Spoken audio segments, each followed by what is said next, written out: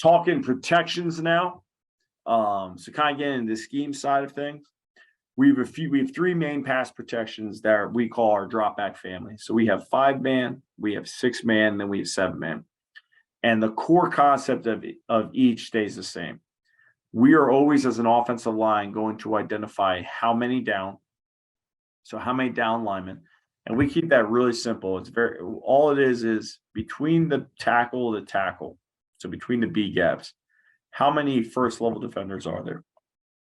If the answer is 2, that's 4 down. Doesn't matter if they're 2-3s, 2-1 techniques, 2 eyes, 2 twos. If they're between the B gaps, that's 4 down. What we will do in our protection then is the quarterback is going to identify the most dangerous guy that he wants us to block, which we call the point. And then the O-line knows we're responsible for the D lineman and then the point. And then the back, depending on the protection, will have the minus. 5-man protection, what we are saying is, since the running back is out in the protection, he is one of the hots. We are saying that the minus backer, so again, this would be an example of 4 down. The O-line is identifying that we have these 4. We're responsible for the point. Because the back is not into the minus, the guys on the man side of the protection are responsible for blocking the 2 most dangerous. So we call that a flag. So what we will say is, so this is a good example of it, this picture. To the man side, we're going to flag the 2 most defenders. So if this picture shook out where he went here with the 5 technique went C gap, 3 technique went B gap, this linebacker on the snap went A gap, this left guard and this left tackle would block the 3 technique, and then this linebacker going A, because those are the 2 most dangerous on the snap. If it shook out where he spiked, and they ran just a pirate stunt, he came off the edge, we would take the D and the 3 tech, because those guys are the 2 most dangerous. They're 2 closest guys to the quarterback. Very simple way of doing this. How we identify if we're a part of the man side or zone side, and just going into this real quick, how we break up our protection is to the protection call. That's what we call the zone side. And the reason why we call that instead of the slide side, which is nothing wrong calling it the slide side, is my mentality for these guys is I want them to hold space as much as possible. So I think when you say slide, right now, because the guard has no gap threat, as he's reading this point to the knee of this back of this D end, if you say slide, eventually he's just going to drift to this if this guy doesn't come. Whereas if zone, what I tell him is this is your zone. Nothing's in your zone, hold space. He should be holding space and just keeping this knee up and his hand up to help that center and not drift. If the DN were to come inside, then he can always come off and help because that's now in his zone. And in the man side, how we determine this, the most important guy in this protection is the backside guard.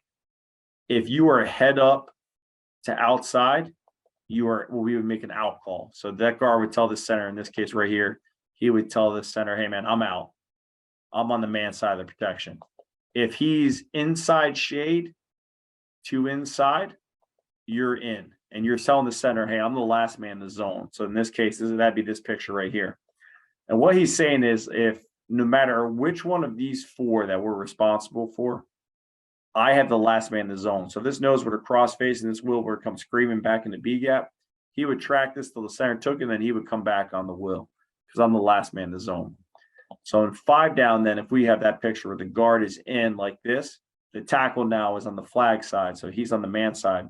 He's going to identify the 2 most dangerous by himself. The guard's no longer part of this protection. So if this DN were to shoot up the field and this Mike were to come B, he would know right now I'd squeeze and take this, and the quarterback would be hot off the DN. So again, this is just a little bit more detailed picture of it. Again, we're going to identify how many down. Quarterback is going to identify for us the point, who he thinks the most dangerous is, and we really look at safety cap with that. And then we're going to make the determination who the 2 most dangerous defenders are. So a couple looks at this, and I'm just going to do this real quick. Hold on. There we go. Okay.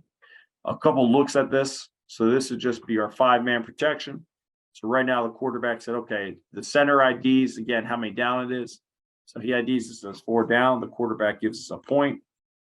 because the guard has a man inside of him and not on him or outside, he's going to make an in call. So these 4 are responsible for those 4. The tackle is responsible for him. The tackle should be identifying these 2 as the flag. If 10 were to come right now, the tackle would take him. And the quarterback, again, has, a couple of different ways we run this. We will run this with a with a hot answer on 2 on the same side, replacing this, which is my favorite one. Obviously, I think whenever you can have 2 hots on the same side, it's just easier for quarterback's line of vision. We will also have this where the running back is hot, and then we will come across the formation with another hot, which is the case right here. So right now, this is an in call by the guard. This is a great example of the center just holding space. Okay, he's just protecting this guard right now, keeping his eyes on the point. Point doesn't come. He's tracking the next need, does a good job taking that.